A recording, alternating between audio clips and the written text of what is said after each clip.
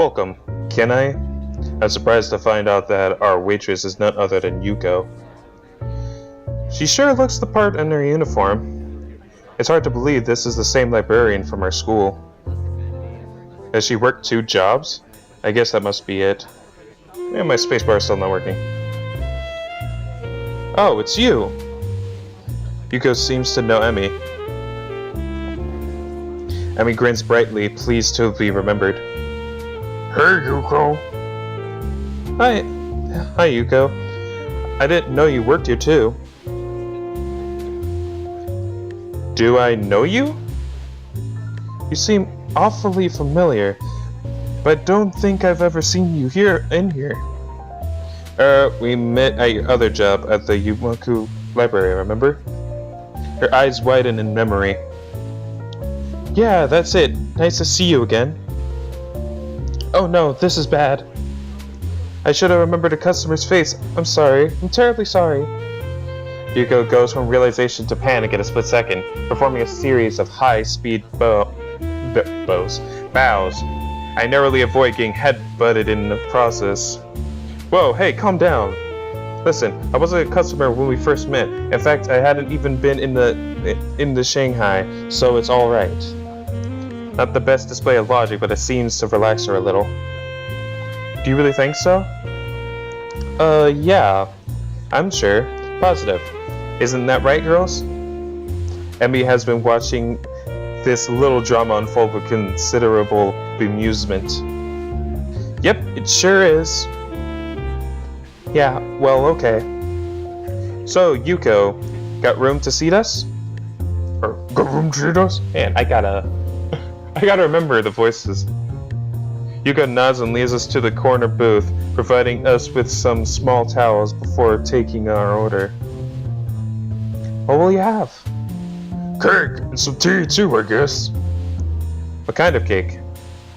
Surprise me. Surprise me. Yuko looks uncomfortable at the thought of surprising anyone, but she gives a nod and turns to Rin.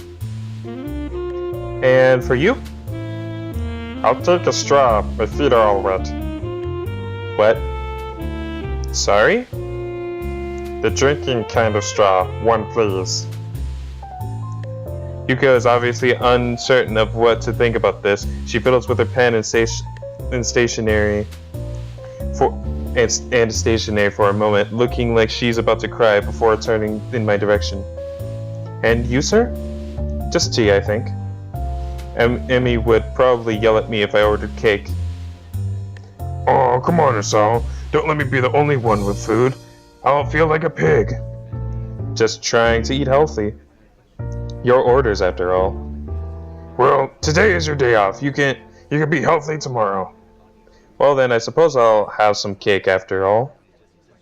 Yuko seems slightly irritated that I'm changing my mind. What kind? I glance at Emi and grin. Surprise me. Yuko sighs and nods. Very well, your order will be out soon. Despite the crowd, our orders does seem indeed arrive quickly. Thanks, Yuko. Yuko nods in appreciation. This is a different guy than usual, isn't it? What? Different guy? Emi must notice my confusion because she seems a little embarrassed. What? Oh yeah, I guess he is. This is my friend, Hisao. We've met. Ha, small world. Well, let me know if you need anything. With that, Yuko takes off like a shot to wait on some other tables, leaving me to ponder her comment. Different guy, huh? I guess it makes sense, right? I mean, he's pretty popular, or so I've been told. It's probably that kid from the track team. This is stupid. I can just ask Emi. So who's the other guy, huh? You got a secret lover or something? Emi laughs again, only I get the feeling it's from nervousness as much as anything else. It's just the track team captain. He likes coming down here after practice sometimes. So if we have anything to discuss, I tag along. Sounds mighty suspicious to me. Oh, I see. I could let the matter drop, but I can't resist at least getting another dig in. So it is a secret lover. I knew it. Rin watches our play, seeming mildly amused before muttering something that I don't quite catch. Yeah, anyway. What, huh? Rin jerks back from wherever her mind wandered off to. Huh? Huh? What did you just say? Huh? No, before that. No idea. Oh well. Okay. I let the matter drop, but I can't help notice that Emmy seems relieved that Rin interrupted the conversation. Maybe I went a little too far. Conversation dies down for a moment as Emmy and I busy ourselves with cake. Mine is strawberry, and surprisingly good. Emmy seems to think so too, as she suddenly reaches over with her fork and steals a bite. Thief! Thief! Thief! Pirate, there's a difference. We're not on water. Well, no, but there's a lot of water outside, so it still works, right? Besides, you can have some of mine. I think it's cranberry or something. I should have asked for the strawberry. I like strawberries. Feel free to help yourself to mine if you really must. For some reason, I feel compelled to add, seeing as how you've always done it, already done it once and all. Emmy sticks her tongue out at me, but it doesn't stop her from appropriating my cake. I try some of hers as well. It's raspberry, and pretty good. The rain's letting up. It would appear that Rin is correct. Good timing too. I finished my food and it looks like Emmy has as well. Well, we'd better pay and get a move on before it starts raining again. It takes a few minutes to get Yugo's attention, but we pay and get up pretty quickly. So, do you want to return to the park? My jaw nearly drops. Are you kidding? It's probably gonna rain again. In fact, I think I just felt some raindrops. You may be right. Well, okay. I'll let you off the hook this time, but you owe me a picnic now. Got it? I don't know if she's addressing me, Rin, or both of us. Fine. Now hurry up. I wanted to get some laps in at the track, and it would be nice to do it without the rain. I thought this was your day off. Well, Emmy suddenly seems reluctant to explain herself. I need the practice. And I need to burn off that cake anyway. Why do I get the feeling that she's leaving something out? Are you sure? It wasn't that much cake. No, it wasn't that much cake for you. I ate most of it. She's got a point there. Still, I feel like I should at least offer to run with her. Yeah. Hey, I'll run with you. I might as well, right? Emmy shakes her head empathetically. No, you won't, Hisao. Rest is critical for you, remember? I won't allow you to push yourself too hard. I guess she's better at getting advice than taking it. Whatever you say, Emmy. I think it's probably best not to press the issue. It starts to rain again. As we approach the girls' dormitory, it starts to rain again. Emmy's expression sours slightly. Oh, man. Stupid rain. Hey, it'll let up soon enough. You can go run then, right? Emmy starts surprisingly amused. Like I'm not going to run in the rain. Well, you shouldn't. You could catch a cold. Emmy waves her hand airily. Ridiculous. I don't get colds. I just die inside a little. My immune system is far too strong for something like that. I can't help but laugh. Well, I'll see you tomorrow then, okay? Yeah. Thanks for coming. Oh, and for carrying the picnic basket.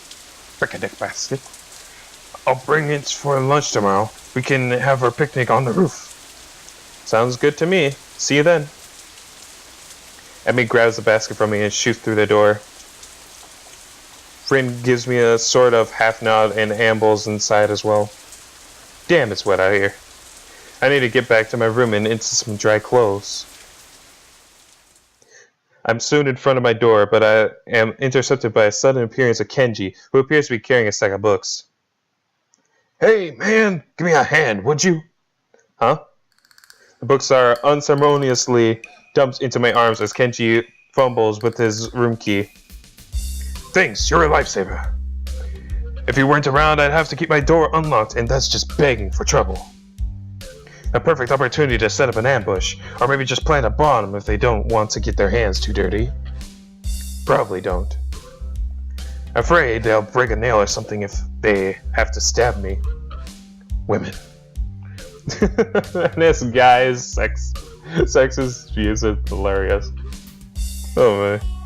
Mine thinks about digesting the verbal torrent that's just been unleashed, but elects to remain comfortably in the dark. Anyway, where have you been, man? I could have used some help carrying these back from the library. I knocked on your door, but you weren't there. Oh, sorry. Not really. You appear to think I'm some kind of pack mule. I was out with EMI and Rin. Kenji staggers back in shock. It looks like I just shot his dog if he had a dog.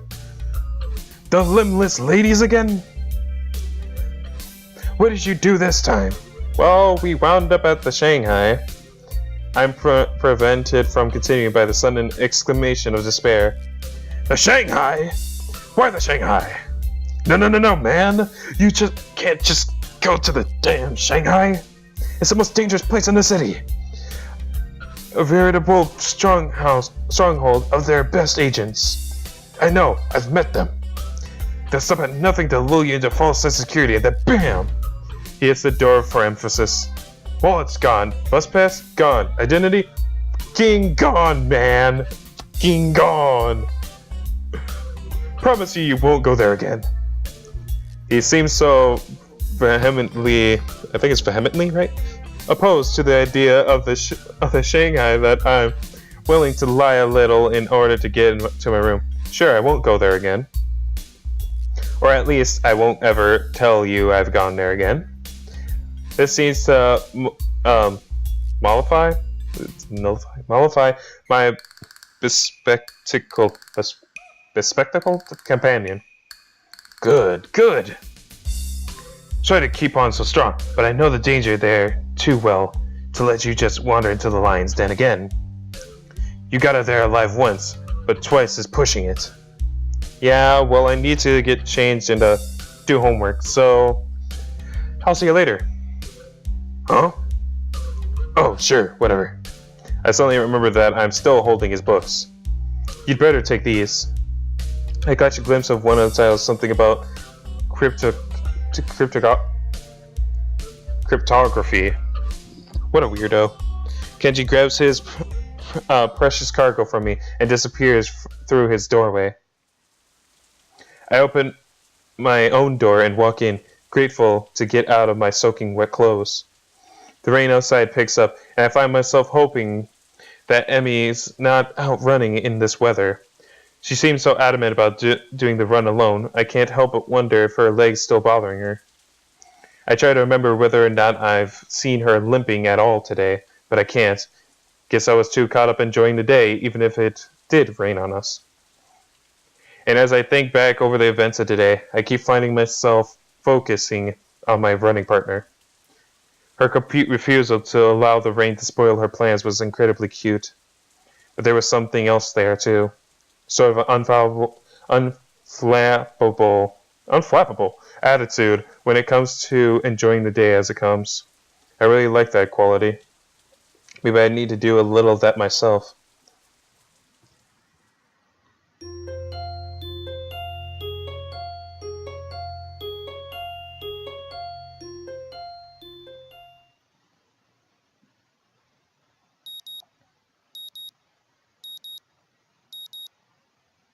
The sound of my alarm brings me out of a dream involving pirates and some other stuff I can't really remember. I'm a little bleary-eyed, and it feels like it takes me longer than usual to get dressed and down to the track. A glance at my watch reveals I was right, and I'm in fact running a little late. The thing is, there's no EMI. That's odd. She should be here. She definitely should be here. I mean, I was late. I guess I wasn't the only one who had trouble getting up this morning. The thought crosses my mind that it never quite stopped raining yesterday. Did she go running anyway? It seems likely. Emi's a lot of things, but cautious isn't one of them. She probably figured the rain wouldn't stop, and that's why she was so adamant about running alone. Still, I would have gladly run with her even if it was in the rain. Heck, if anything, I would have been able to convince her to come in once it got really bad. That would be why she didn't want me along, of course. Even so, I can't help wanting to know where she is. Well, nothing for it. I'd better stretch and run. Hope that Emi shows up with a grin and an excuse.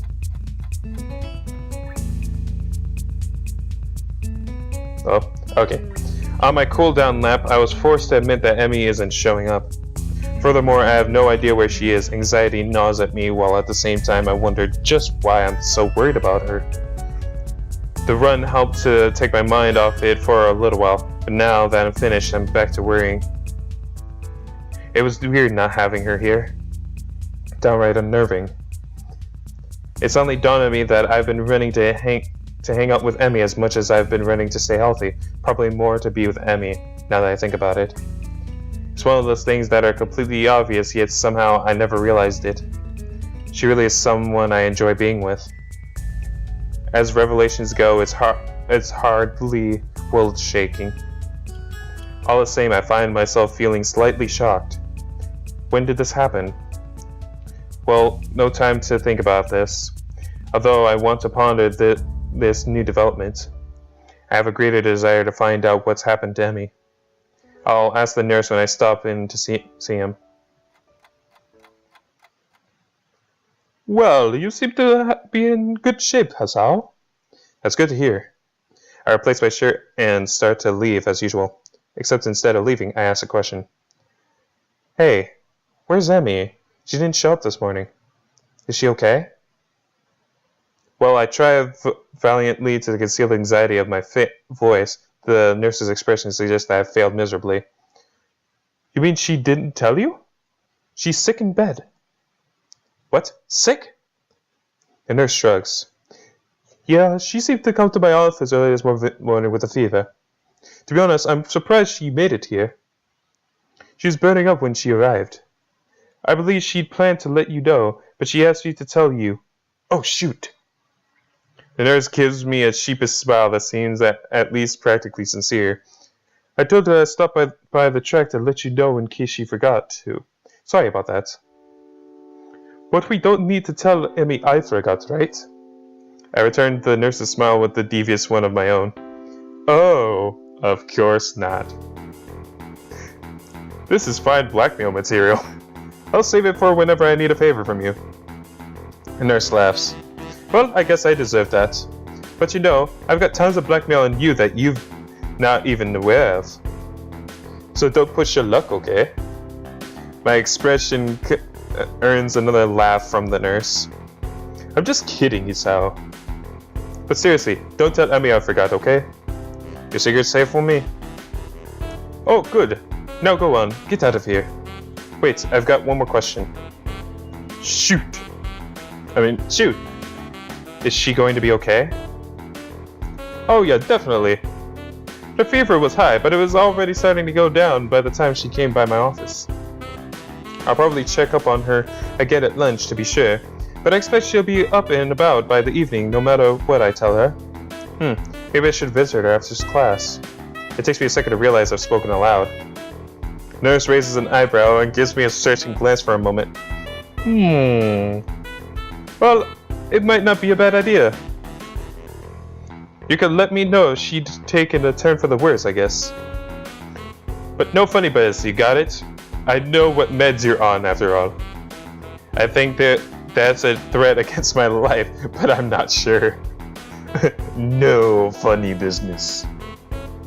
Either way, I assure the nurse that my intentions aren't chanced and exit the office. Interesting that the nurse sees me as some sort of potential suitor to Emi. Even more interesting is how pleased that makes me feel. I need a shower. The lunch bell rings and I find myself disinclined to make my way up to the roof. After all, I'm betting Rin knows where EMI is, and if that's the case, then I doubt she'd bother going up there. More to the point, I doubt we'd have any sort of scintillating... English! Make more sense. Conversation if she did. Chances are she'd prefer to be alone up there anyway, so I don't accidentally ruin her train of thought or something. Unfortunately, I don't really feel like heading to the cafeteria either. Guess I'll go to the library instead. I need a new book to read anyway, having finished my other one yesterday before bed. Maybe I can find more by the same author.